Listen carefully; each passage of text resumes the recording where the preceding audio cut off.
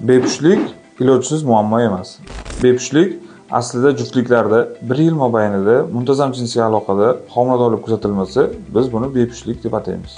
Ayollardagi bepushtlik turli sabablarga ko'ra yuzaga kelishi mumkin. Birinchi sabab bo'lishi mumkin gormonal buzilishlar. Ya'ni gormonal buzilishlarda ayollardagi ayollik gormonlarining kam yoki ko'pligi bilan bog'liq hamda tuxumdonda ovulyatsiya kuzatilishi, kuzatilmasligi bilan bog'liq.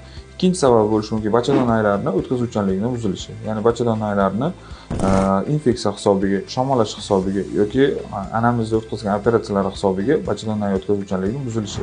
Keyingi sabablari endometrioz hisobiga homiladorlik kuzatilmasligi mumkin. Bundan tashqari bachadon bilan bog'liq muammolar, ya'ni bachadondagi miomalar yoki bachadon poliplari bunaqa muammolar kuzatiladigan bo'lsa, albatta ginekolog ko'rigiga borishlari kerak bo'ladi.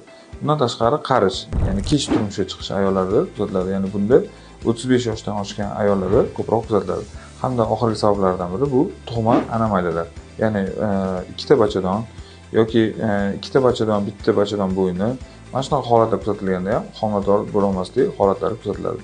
Agar sizda yoki sizning yaqiningizda bepushtlik kuzatilayotgan bo'lsa, quyidagi raqamlar orqali bizlarga bog'lanishingiz mumkin.